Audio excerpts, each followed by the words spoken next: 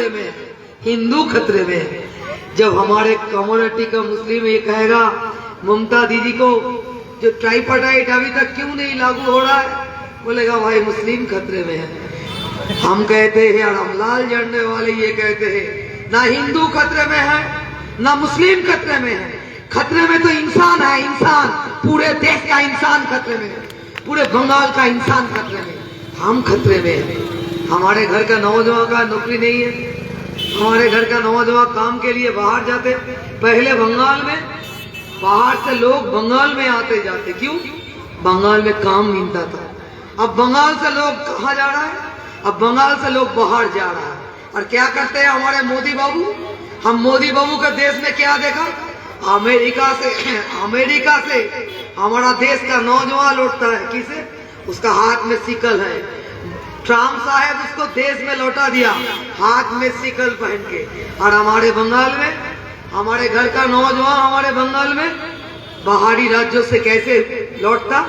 कफिन में लाश बनकर मालदा, मुर्शिदाबाद, हमारे जिला का नौजवान जब हमारे राज्य के बाहर जाते हैं काम के लिए, वो हमारे राज्य में लड़ता है कफिन बनकर। हमारे राज्य काम काज नहीं है, हमारे राज्य काम काज नहीं है।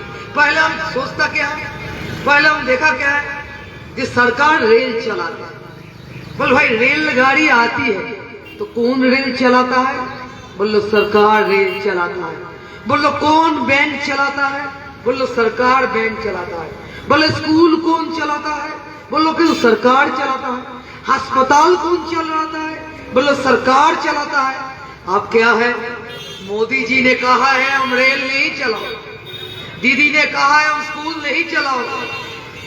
अब अस्पताल बोलो वो तो प्राइवेट हो जाएगा, स्कूल बोलो वो तो प्राइवेट हो जाएगा, कारखाना वो तो प्राइवेट हो जाएगा, बैंक बोलो वो तो हो गया प्राइवेट, बीमा वो तो प्राइवेट हो गया। तो सरकार क्या करेगा?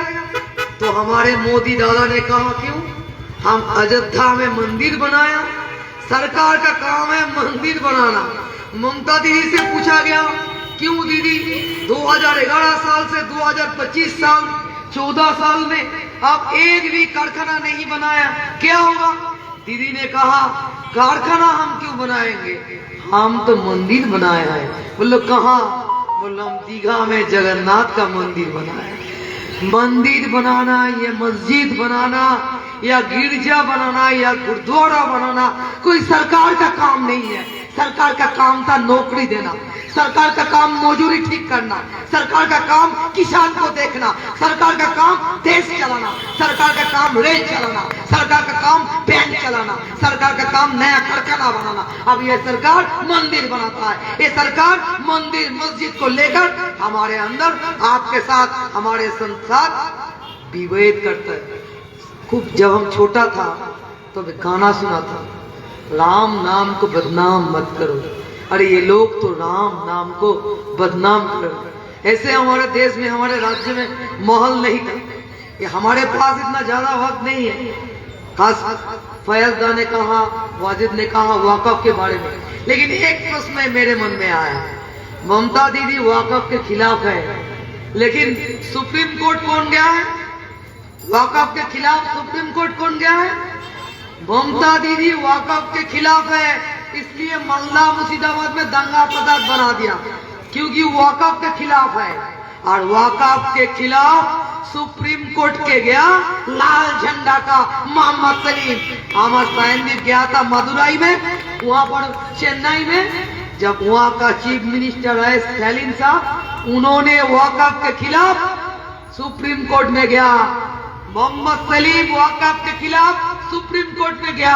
और हमको तृणमूल से, दीदी से, मदन मित्रा जी से ये पूछना है, देव यानी दीपक अधिकारी जो तृणमूल का एमपी है, शताब्दी राय जो तृणमूल का एमपी है, तोला सेन जो तृणमूल का एमपी है, सुब्रता बसुकी जो तृणमूल का एमपी है, वो लोगों ने क्यों वोट नहीं दिया है जब वक़्फ़ बिल पार्लियामेंट में आया?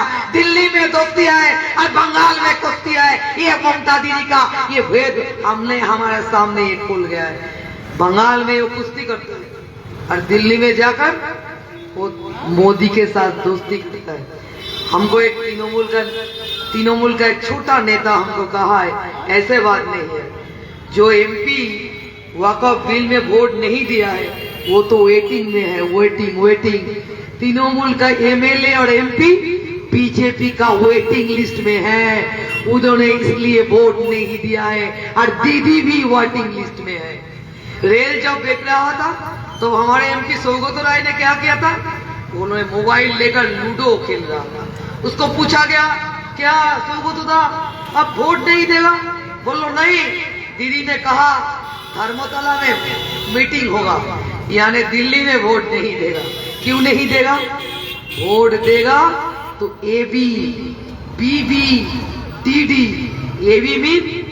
एबी मीन अभिषेक बंदोपाध्याय, डीडी मीन दीदी ममता दीदी, और बीबी मीन दत्त बसु।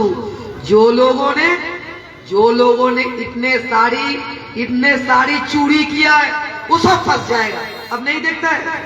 अरे भाई, तमिलनाडु का जो चीफ मिनिस्टर था जयललिता, वो भी जेल गई थी।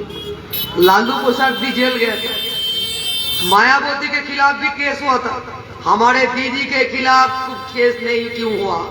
क्यों दीदी और दीदी का जो भतीजा है क्यों वो खुलेआम घूम रहा है? इतना लाखों करोड़ों रुपया लूट लिया तृणमूल। और हम सब जानते हैं कामाराटी में जो काउंसिलर लूटता है वो रुपया भी कालीघाट में जाता है। हमारे बाराकपुर में भी जो तृणमूल का काउंसिलर लूटता है वो रुपया भी हमारे कालीघाट में जाता है। जो एमपी एमएलए है वो जो लूटता है, जो हमारे नौजवान युवक युवती का चाकरी नौकरी लेकर जो लोग खेलता है, जिसने रुपया लूटा है वो सब रुपया कालीघाट में जाता है। हमारे चीफ मिनिस्टर के बाद कोई कुछ क्षमता नहीं है, लेकिन वो सीबीआई ईडी वो हमारे चीफ मिनिस्टर के पास नहीं जाता है। इसलिए वो लोग मोदी के खिलाफ नहीं लड़ता, इसलिए वो हमारे देश का जो संपद मोदी जी ने पूरे देश का संपद अदानी और अंबानी को दे रहा है, उसके खिलाफ तृणमूल नहीं लड़ेगा। रेल बिक्री होगा, ব্যাংক বিক্রি করে দিচ্ছে, বিমা বিক্রি করে দিচ্ছে, দেশ বিক্রি করে দিচ্ছে। দেশের কৃষক আত্মহত্যা করছে, দেশের শ্রমিকের অবস্থা খারাপ। আপনি দেখবেন ওই অবস্থা খারাপ যখন তৃণমূল বিজেপি ওর জন্য লড়াই করেন। আর শ্রমিক যখন इकट्ठा होकर लड़ाई करता है, श्रमिक जब एकजुट होकर लड़ाई करता है, वो आपको हिंदू और मुस्लिम कहते हुए हमारे अंदर भेदभाव ले आता है। किसी को कहता है तुम हिंदू, किसी का कहता है तुम मुसलमान, किसी का कहता है तुम सिख, किसी का कहता है ईसाई। देखिए कौन माथा में टोपी पड़ेगा, कोई गाड़ी में क्या झंडा लगाएगा, उसका अपने अपने धर्म का बात है, उसने अपने अपने बात है। আসলে মাথা থেকে টুপি খুলে দিচ্ছে আর গাড়ি থেকে ঝান্ডা খুলে দিচ্ছে। আসলে ওরা চাইছে ওরা যে চুরি করেছে, দুর্নীতি করেছে, লুট করেছে, ওর থেকে আমার আপনার দৃষ্টি, আমার আপনার চোখ ঘুরিয়ে দিয়ে আমাদের মধ্যে দাঙ্গা হাঙ্গামার মধ্যে বসিয়ে রাখতে চাইছে। তাই এর বিরুদ্ধে একজোট হতে গেলে সকলকে इकट्ठा করতে হলে কৃষকের দাবি নিয়ে, শ্রমিকের দাবি নিয়ে, नौजवान का दाबी নিয়ে আমাদের ब्रिगेड माठे যেতে হবে। ब्रिगेड के मैदान में जो समावेश होगा वो सिर्फ एक समावेश नहीं है, एक लड़ाई का शुरुआत होगा। जिस लड़ाई आने वाले दिन में, ये आने वाले दिन में बंगाल में और भी बड़ा लड़ाई का जन्म देगा। वो उस मैदान में हम आवाज उठाएंगे कि हम हिंदू मुस्लिम मजदूर भाई भाई, हम लड़के लेंगे पाई पाई, हम लड़के लेंगे पाई पाई। वो आवाज हम उठाएंगे और वो आवाज उठाते हुए हम ये कहेंगे ये बंगाल हिंदू का है, ये बंगाल मुसलमान का है, ये बंगाल सबका है। ये बंगाल उस लुटेरा के नहीं है, उस चोर ममता का नहीं है, वो दंगाबाज मोदी का नहीं है। ये बंगाल 34 बरस हम लोगों ने बंगाल में दंगा नहीं देखा है। আজকে একজন প্রশ্ন করছিল যে এক জেলা থেকে আরেক জেলার লোক শরণার্থী হয়ে চলে যাচ্ছে, অন্য জেলায় চলে যাচ্ছে, কি ব্যাপার? আমি ওদের বললাম যে 34 বছর बंगाल में कोई शरणार्थी नहीं हुआ, 34 बছর बंगाल में हम लोग दंगा नहीं देखा।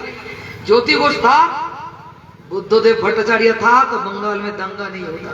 हाजी नगर में दंगा हुआ, हमने हाजी नगर गया था, तब एक हमको एक बुजुर्ग आदमी, हमको पता नहीं वो हिंदू या मुसलमान, हमने पूछा दादा ये कैसे हुआ, क्यों हुआ? तो उस दादा ने हमको कहा ज्योति बसु था तो ऐसा नहीं होता। और ज्योति बसु से पूछा गया था कि बंगाल में दंगा क्यों नहीं होता है? ज्योति बाबू ने कहा है कहता था जो हुकूमत नहीं चाहता, सरकार नहीं चाहता, इसीलिए बंगाल में दंगा नहीं होता है। अब ममता दीदी चाहता है बंगाल में दंगा फसाद हो, क्योंकि दो पार्टी को रहना है, तृणमूल और बीजेपी, और किसी को सामने नहीं आना है। इसीलिए हिंदू मुसलमान ये दोनों में बांट दो, और बांट देकर बंगाल में दंगा फसाद करो। और बीजेपी, पहले यहाँ पर बीजेपी था, पहले बीजेपी नहीं था। ये घास फूल वाले ने बीजेपी को बंगाल में ले आया है, बीजेपी को बांटने का सुयोग दिया है ये घास फूल वालों ने। हमारा बात है मजदूरी का बात सामने ले आइए, आपका मजदूरी का बात सामने ले आइए। इतना महंगाई है बाजार में, वो महंगाई के बाद सामने ले आइए। पेट्रोल डीजल अंदर गैस या केरोसिन का भाव बढ़ गया, उसको बात को सामने ले आइए। जो किसान को जब ऋण नहीं मिल रहा है उसका बात सामने ले आइए। जो बस्तीवासी मानुस है उसको अपने घर से उच्छेद करने जा रहा है ये सरकार, वो बात सामने ले आना है। ये सब बात को सामने हम ब्रिगेड के मार्च में ले आएंगे और ब्रिगेड के मार्च में ये आवाज उठाएंगे। आइए सब हम मिलकर 20 तारीख 3 बजे लाल झंडा का जो ब्रिगेड है उस ब्रिगेड में शामिल हुए और सब मिलकर आवाज उठाइए ये सरकार के खिलाफ। और मोदी जी को ये कहे या तुम नीति बदलो, नहीं तो हम सरकार बदल देंगे। ममता दीदी को हम कहेंगे ब्रिगेड के मैदान से कि तुम्हारे नीति नहीं बदलोगे तो तुम्हारे सरकार हम 26 सालों में बदल देंगे। ये आवाज उठाते हुए ब्रिगेड के जो मैदान के समावेश है, इस समावेश को महासमावेश में परिणत करे, ये बात कहते हुए हमारी तरफ से लाल झंडा की तरफ से आप सबको आदाब सलाम। इनकलाब जिंदाबाद, CI2 जिंदाबाद, दुनिया का मजदूर एक हो।